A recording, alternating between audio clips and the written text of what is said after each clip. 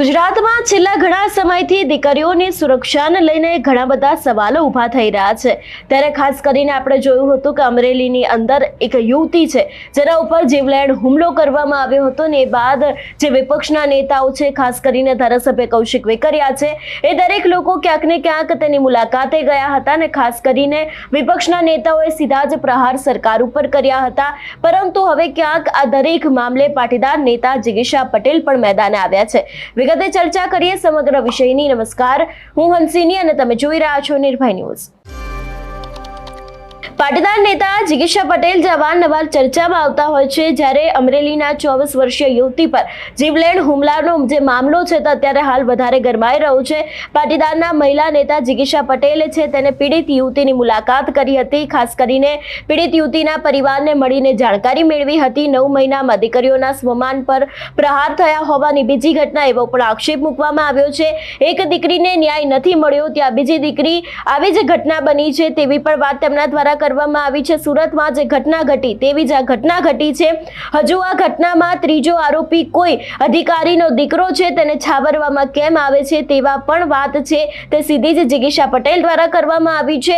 Police તંત્ર જ્યાં સુધી સરખી રીતે કામ નહીં કરે ત્યાં સુધી ગુજરાતની જનતાને ન્યાય નથી મળવાનો તેવા આક્ષેપોની સાથે વધુમાં જિગીશા પટેલે શું કહ્યું, સાંભળીએ। સૌ પ્રથમ તો હું એવું કહેવા માગીશ કે અમરેલીમાં આ 9 મહિનામાં દીકરીના કહેવાય ને ચારિત્ર ઉપર, દીકરીના સ્વમાન ઉપર એક પ્રહાર થયો હોય ને એવી આ બીજી ઘટના છે।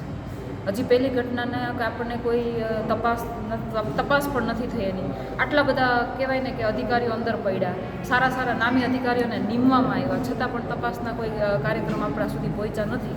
એના ત્યાં અલગ એક બીજી ઘટના બની અને આ ઘટના તો કહેવાય ને તદ્દન વખોડી કાઢવા જેવી ઘટના છે। એક મજૂર વર્ગની દીકરી, સામાન્ય પરિવારની દીકરી આજે જે પીડામાંથી નીકળી રહી છે, તમે વિચારો। આજ સુરતની અંદર આવી એક ઘટના બની ગઈ હતી। એક ફેનિલ કરીને એક છોકરો હતો, એને પણ આવી એક ઘટના હતી। સેમ ટુ સેમ આવી એક ઘટના બીજી અત્યારે બની છે। તો મારે સૌથી પહેલાં તો ગુજરાતના હોમ મિનિસ્ટર એવા હર્ષભાઈ સંઘવીને કહેવું છે કે વારે વારે તમે કહો છો ને કે ચમરબંધીને છોડવામાં નહીં આવે તો પહેલાં પકડો તો ખરા। હજી એમાંથી એક જે 3 છોકરાઓ હતા એમાંથી એકને હજી કોઈ તેની ધરપકડ નથી થઈ અને એને ક્યાંક ને ક્યાંક એને છાવરવામાં આવતો હોય ને એવી ઘટના છે। કોઈ અધિકારીનો છોકરો છે એવું કહેવામાં આવે છે, લોકોના મુખ્ય આવી વાતો પણ સાંભળી છે। તો શું પોલીસ સુધી આ વાત નથી પહોંચી? શું કામ તમે એને નથી પકડતા? કારણ કે અધિકારીનો છોકરો છે, આ મજૂરની દીકરી છે। પોલીસ તંત્ર જ્યાં સુધી પોતાનું કામ સરખી રીતે નહીં કરે ત્યાં સુધી ગુજરાતની જનતાને ક્યારેય ન્યાય નથી મળવાનો। અને અત્યારે આપણે બધી જ જગ્યાએ જોઈ રહ્યા છે ગુજરાતની અંદર કે પોલીસ તંત્ર મોટા મોટા નેતાઓ, મોટા મોટા અધિકારીઓના ઇશારે કામ કરી રહ્યા છે। મારે તંત્રને પણ કહેવું છે કે આજે આ તમારી દીકરી હોત ને તો તમને ખબર પડત એની પીડા શું છે। પથારીયા પડ્યા છે, જેની ઉપર છરીના ઘા થયા છે, એ દીકરી પોતે બોલે છે, એ દીકરી પોતે કહે છે કે 3 છોકરા હતા, 3 છોકરા હતા, એમાંથી 2 છોકરાને પકડે છે, એક છોકરાનું મોઢું બ્લર કરે છે, એક છોકરાનું હજી નામ ઉમેરતા નથી। તો કઈ રીતે કામ કરે છે પોલીસ તંત્ર? શું દર વખતે પોલીસ તંત્રને આ જ કરવાનું છે?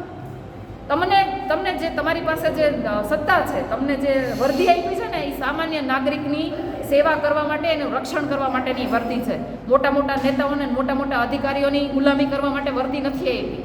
જો એવું જ કરવું હોય ને તો વર્દી મૂકીને ઘરે બેસી જવાય। જેટલા આરોપીઓ પકડાણા છે એમાંથી 2 આરોપીમાંથી 1 આરોપીનું આ લોકો મોઢું પણ નથી બતાવતા। શું કામ નથી બતાવતા ભાઈ? તમે એને શું કામ છાવરો છો? કાલ સવારે એ જેલમાંથી બહાર નીકળી જશે, કદાચ એને સજા થઈ ગઈ, જેલમાંથી બહાર નીકળી જશે, કોઈ એનું મોઢું જ નથી જોયું। એની દીકરીઓને કઈ રીતે બચાવશે? કઈ રીતે બચાવશે એની દીકરીઓને? આવા લોકોને છાવરવાની જરૂર શું છે? શું કામ એનું મોઢું બતાવવામાં નથી આવતું? જે લોકોએ મર્ડર સુધીના પ્રયત્નો કર્યા છે એવા આરોપીઓને ખુલ્લા પાડો।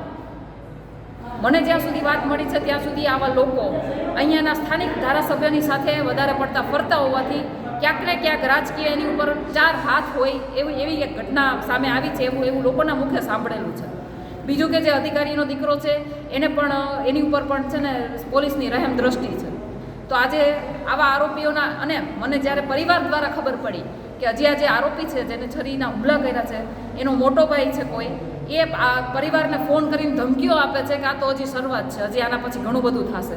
એટલે શું તમે યાર રાજકીય નેતાઓના હાથ નીચે છુઓ, અધિકારીઓના હાથ નીચે છુઓ, એટલે તમને કોઈની બીક નથી?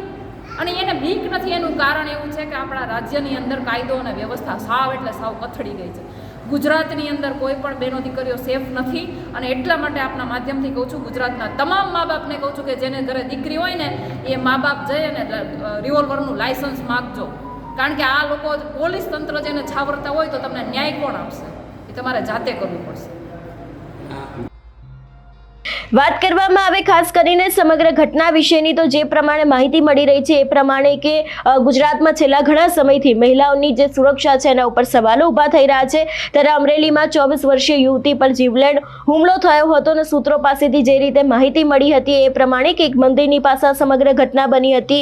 અત્યારે હાલ જે યુવતી છે તે ગંભીર રીતે ઇજાગ્રસ્ત હોવાથી તેને હોસ્પિટલ ખાતે લઈ જવામાં આવી હતી ને એ બાદ યુવતીના ગળાના ભાગે જે ચપ્પાના ઘા વાગ્યા હતા અને અત્યારે હાલ તેની હાલત ખૂબ ગંભીર છે એવું પણ ક્યાંક સામે આવી રહ્યું છે.